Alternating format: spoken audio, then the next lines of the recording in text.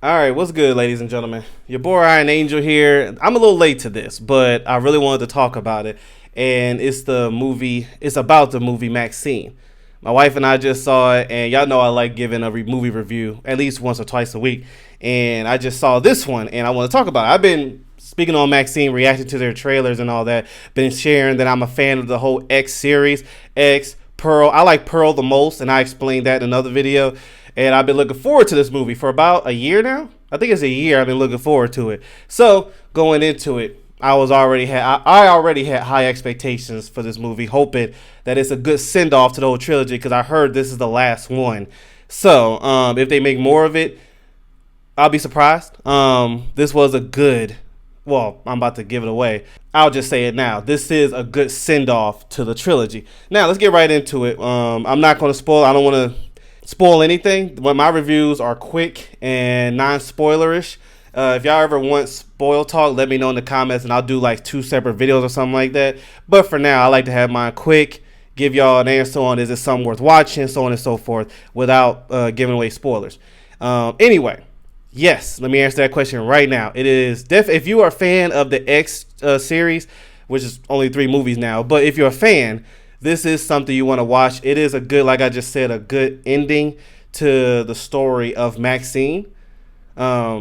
The whole universe. It's a good ending to it. Is it, to me, the best in the trilogy? No. To be real with you, it's probably the least favorite. Pearl is number 1. X will be number 2, and then I'll put MaXXine. But that does not mean that this movie was bad. That's just how high and how good the other 2 were. X was so good. I was not expecting X to be like that at all. To be real, I would have had no interest in seeing it until a friend told me what it is. I thought it was just some porn movie. I'm like, oh, I'm not interested. And then he's like, no, I'm not going to spoil anything, but it's different than that. And it wound up being better than I thought, and it was a surprise. And when you surprise me like that, you actually get a high ranking. Even if the movie is mid to some people, to me, it's a high ranking when it surprises me in a good way. Pearl is a whole different story.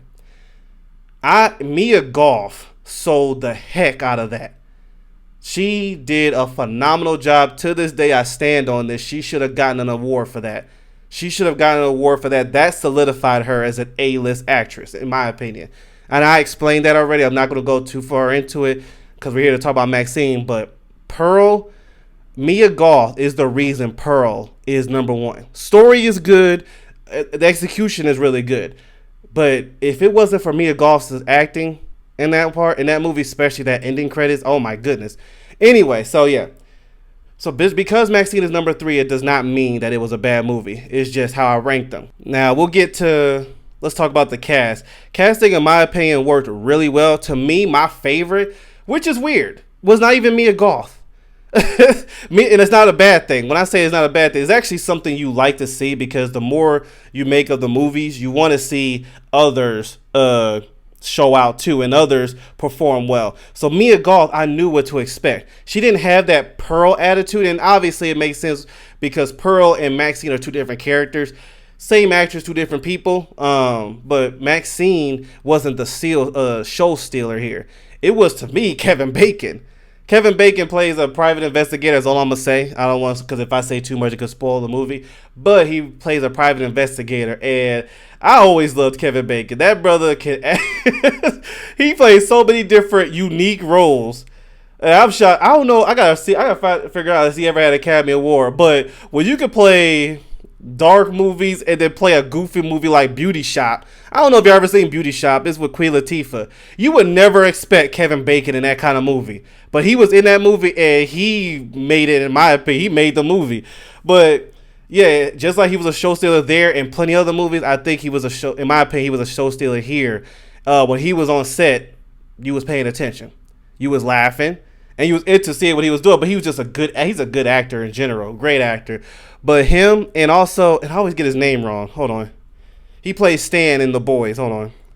Great actor as well. Giancarlo, I always say his name wrong. I'll put his picture right here so you get to see what I'm talking about. He wasn't a show stealer, but I loved his role. You know, I want to explain why, but it'll spoil the movie because honestly, I didn't expect him to play the role that he did. But when he was on screen, it worked and it was satisfying. When he was on screen, especially his last scene, it was very satisfying. No, I didn't spoil anything. When I say his last scene, I didn't spoil anything. So Kevin Bacon and I would point because I will put the picture because I'm terrible with names. I've always been that way. Me and my mom would say we're terrible at names, but yes. Now obviously Mia Goth did do a great job, and for her to carry what that character was, Maxxine and X, to here worked really well. Now story wise, it was good. Like I said, it was a good send off to the series of Maxxine, of X, whatever you want to call it.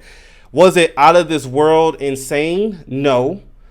It had a good surprise at the end. Something that I'm going to say I fully expected, but I expected in some kind of way without spoil. It was a situation at the end where I was like, so that makes sense why in X this happened.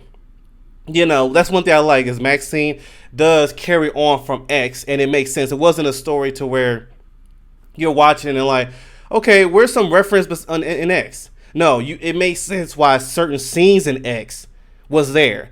Because X did leave a couple questions. But when you watch Maxxine, you're like, oh, okay. All right, that makes sense. So I like that. I enjoyed it. The story was not out of this world, but it wasn't bad. And the best part to me in Maxxine, this is my opinion, the best part to me was the directing, the 80s setting. They did the 80s justice here. The camera work of the movie, the setting, the lifestyle, even Hollywood in general.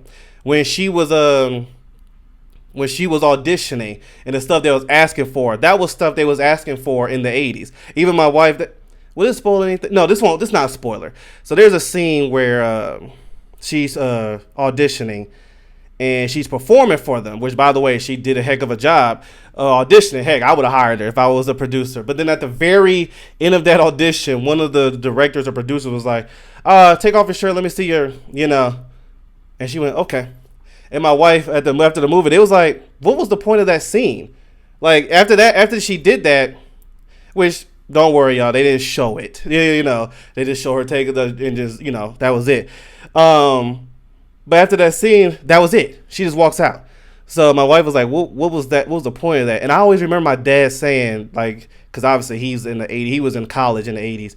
And he used to say, back in Hollywood, that's what it was with horror movies. Horror was, because she was performing for a horror movie. She was, as you see in the trailer, working to be a famous actress, so on and so forth. And she was auditioning for a horror movie. And my dad used to always say, that's why I understood that scene. He used to always say, back in the day for horror, it was to have a hot girl who could scream and show, that's what it was. Jason Voorhees went and tried to kill kids who were doing, I'm trying to be careful for YouTube, but y'all know what I'm trying to say. And he said that's what Hollywood was. So when I saw that scene, I was like, oh, it makes sense why that scene was there, because that's exactly what it was. That's what I was told how it used to be. So it made sense. And I loved how they kept everything with the 80s. Even, the neighborhood, the even as bad as it is, but when it came to the drug life there, the crimes, and I love the camera work. It made you feel like you was watching an 80s movie. The video store, every little detail. Like I said, Hollywood with their setting of how they set up their movies, like their movie sets. It was something small, but I love their VHS cassette tapes. Because you see the covers, and obviously they made those up. But I love that. This is something, a little detail that I like. But yeah, that was the best part to me, was the 80s vibe. It was very respectful to that time, because that's what it was. What you saw was what it was, whether if you liked it or not. I'm not saying I liked the stuff that happened in there, but I respect that they was following through of what showcasing what it was.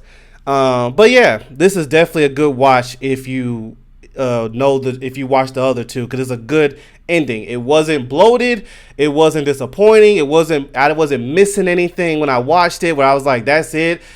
What about? No, it wasn't like that. It was a good ending. Now, I'll answer this. If you've never watched X and Pearl, would you enjoy the movie? Probably not. And let me tell you why. It's not going to walk you through everything of what happened in the other two movies. It's not that kind of movie. I know some they have these sections where they explain for those newcomers what this movie, why this movie is even made. This is not the case. If you did not watch, especially X, Pearl, you don't have to watch that one to understand Maxxine. But I personally would advise you to watch Pearl. But you don't have to watch it to understand Maxxine. But if you didn't watch X, you're not going to understand some certain things in Maxxine. Could you still be entertained? Yeah, it's just it won't have as much effect as it would if you watched it. And some things you're going to be a little confused on. So that's why even my wife, she watched X before we watched this. So yeah, I would definitely advise watching X before you watch this. But definitely give it if you're a fan of this trilogy, give it support in theaters. I'm always pushing for theater to still go be live and well. But yeah, definitely enjoyable. If I had to rate it, actually, I'll rate all three right now since this is the ending. Salute to Mia Goth. Salute to Ty West. Good trilogy. Honestly, they don't have to make any more of this. Make some new projects. This is a good ending. Some movies are good like that. Have a plan, stick to it, be done. But if I had to rate, I'll start from chronologically. It was Pearl, then X, and Maxxine when it comes to timelines. So Pearl, 10 out of 10. I'm just going to be real with you. I haven't seen a performance like that. I don't think ever. Mia Goth deserves the Academy Award. So I'm always going to, give that a 10 out of 10. X, I'm going to give a 8 out of 10. A 8 out of 10. I'm thinking about the first time I saw it and my first reaction when I got out of it. 8 out of 10, which then Maxxine is not that far away from it. I'll give it a 7 out of 10. So yeah, which is still good ratings. All of them are good ratings. And shout out to Mia Goth. She is amazing, a talent, a great talent. And I hope she's not overlooked because she could play some good roles out there. Now that she's done with this, I look forward to seeing what other projects she does.